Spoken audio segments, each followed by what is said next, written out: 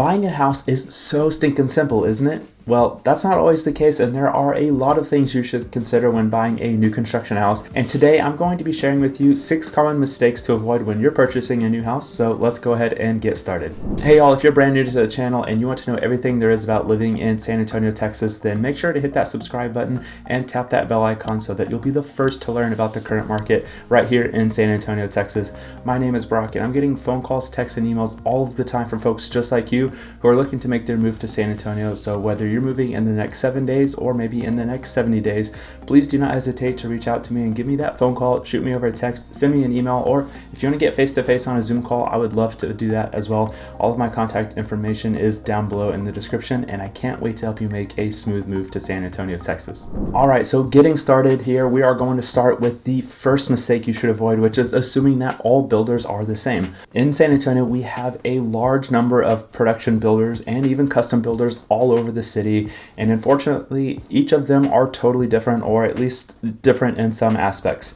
There are builders here in San Antonio that will allow hardly any customization or no customization at all. So meaning what you see from their homes is exactly what you get. And then there are other builders on the opposite end of the spectrum that are fully custom, and you get to pick every single option and design that you could possibly think of when it comes to these homes. Now, when it comes to the various builders around San Antonio, a lot of them do allow you to make some customization to the home. So you want to do your research and due diligence and make sure you understand what comes standard on some of these homes from the different builders that you're interested in. There are some builders around here that do 9-foot ceilings. Some of them do 10-foot ceilings. Others do 8-foot ceilings. So you really just want to make sure that you're getting ideas like that in place and really understanding what you're getting there.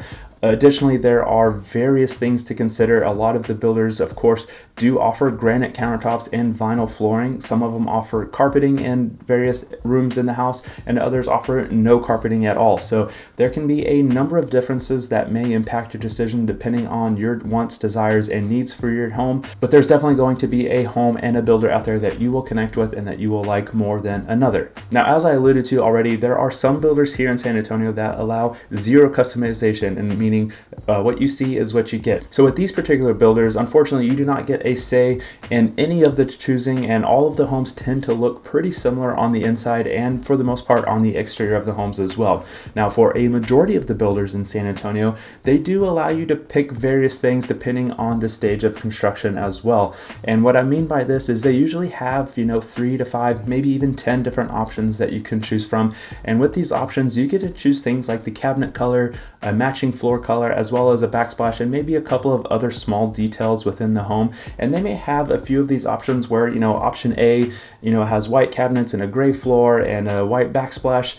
And then option B has, a shade of gray, and so on and so forth throughout the various color schemes.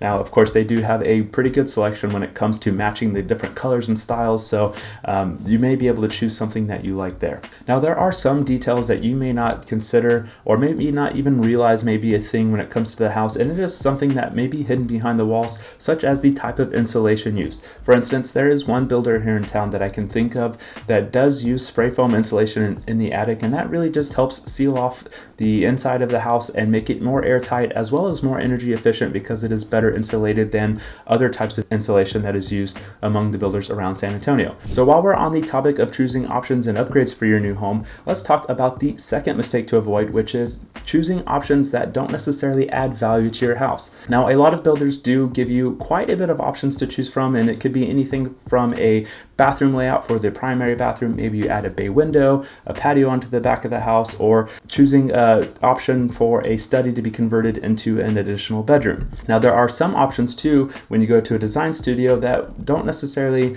add value to the house, such as choosing a better or more premium cabinet level for your house.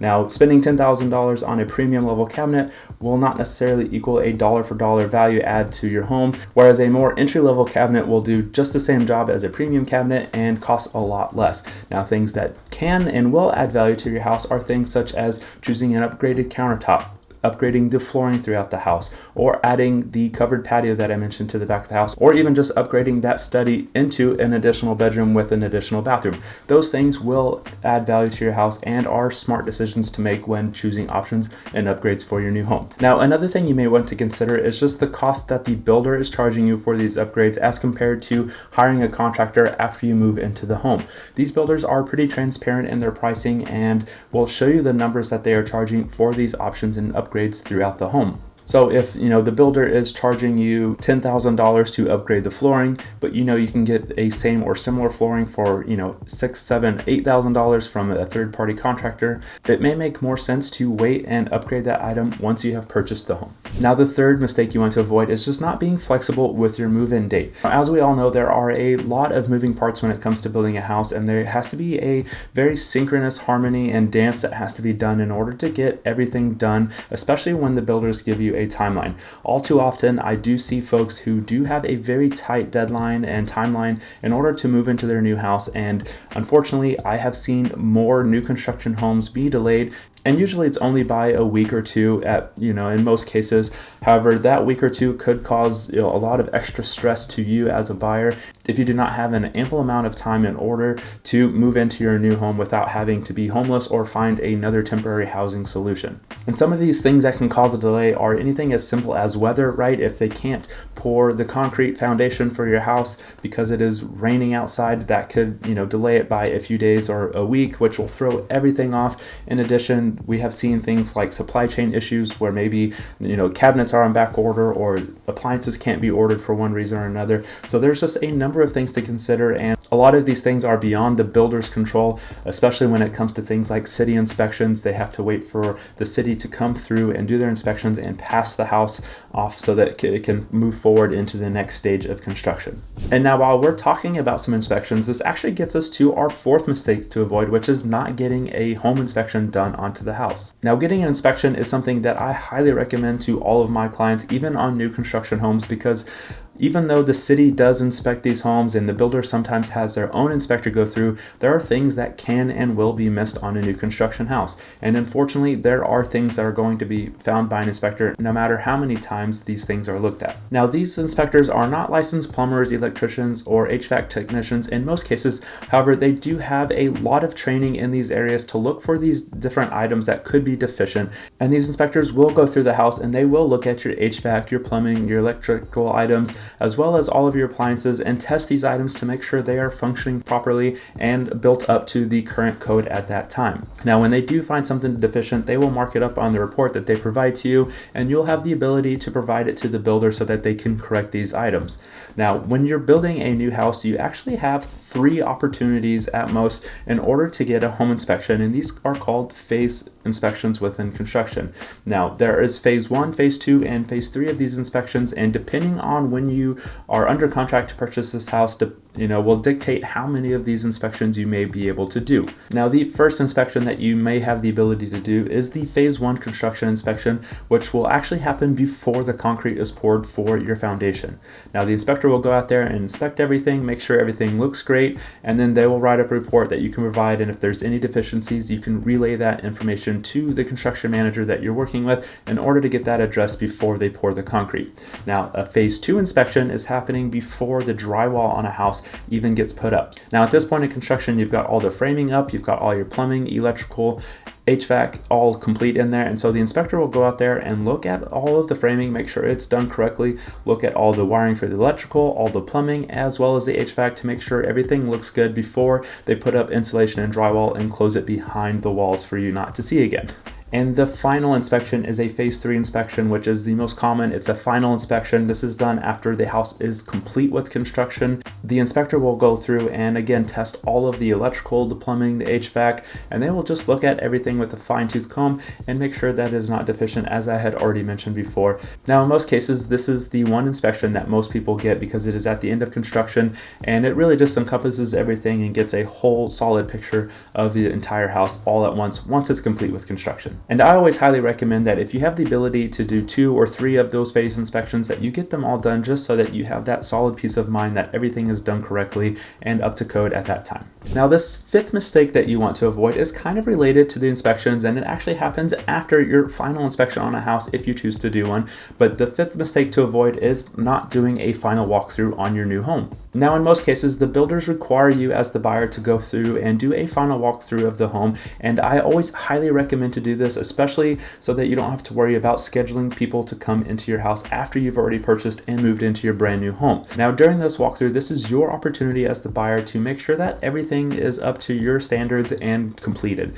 And what I mean by this is, if you've already done an inspection by a third-party inspector, you will have the opportunity to go make sure that everything that the inspector found was completed and addressed or even corrected at this point by the builder. And you also have the ability to go through with some blue tape. This is often referred to as a blue tape walk, and you will have the ability to mark any cosmetic items that you see. So if you see some drywall that has a hole in it or doesn't look quite right with the texture, or maybe there's some missing paint somewhere, this is your opportunity to mark all those items so that the builder can get it done before you move into your home. And again, I do recommend doing this so that you can have all of those items taken care of before you take possession of the home and move into it, because we all are busy and it can be very difficult to coordinate and schedule other folks to come into your home and be there while you're working or trying to enjoy some of your downtime. Now, the sixth and final mistake that you want to avoid making when buying a new construction house is not hiring an agent to help you. There are a lot of folks out there that think you do not need to hire a realtor to help you when buying a new construction house,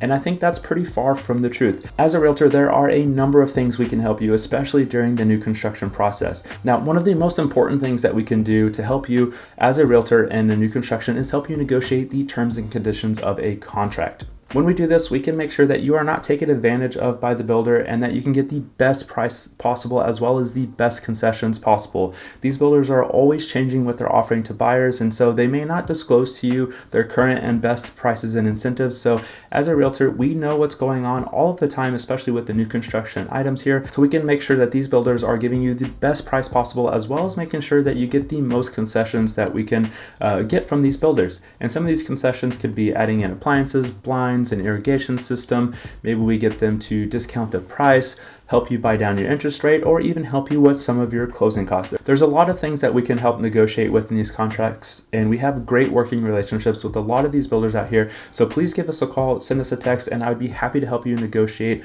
your best possible contract for a new construction house. Now, outside of negotiating all of these things that I just mentioned, we can actually help you attend these inspections. So if you're busy with work, or maybe you're moving from out of state, we can actually go to these inspections with these third-party contractors and make sure that we have a full understanding of the condition of your home and what items may be of concern to you before you even see the report. Furthermore, we can make sure that these inspection items are being resolved and taken care of by the builder by actually going and following up in person, taking a peek at your house before you get to do the final walkthrough. And finally, we can even attend the walkthrough with you to make sure that you hit those cosmetic items. As someone who's sold a lot of new construction homes, I've got a running list of things that I see all of the time and have seen one-off times to just kind of look out for and be cognizant of when we're going out here to look at these new construction homes. So hiring an agent to help you purchase a new construction house is definitely in your best interest, because we can help out negotiate prices and attend all of those important meetings and make sure that you are not taken advantage of by these builders whenever you're purchasing your new house. Well, there you have it. That is the 6 common mistakes that you should avoid when buying a new construction house. And I know there is a lot to think about and consider. So if you need some help, please do not hesitate to reach out to me. I have helped so many families buy new construction homes in the past, and I can't wait to help you do the same. And what's even better is the fact that I've got a great working relationship with a lot of the builders here in San Antonio. So if you've watched any of the home tours that we've got on the channel here, just know that I've got a fantastic working relationship with those builders. So I would be happy to make sure that you are well represented and get a fantastic deal on your hands for your new construction home. So thank you for watching this far. If you haven't already, please go ahead and subscribe to the channel and tap that bell icon so that you'll be the first to learn about the current market here in San Antonio, Texas. And when you're ready to make that move to San Antonio or buy a new construction house, please do not hesitate to give me a phone call, shoot me over a text, or send me an email so that I can help you make a smooth move to San Antonio. I hope you have an incredible day, and I can't wait to talk to you soon.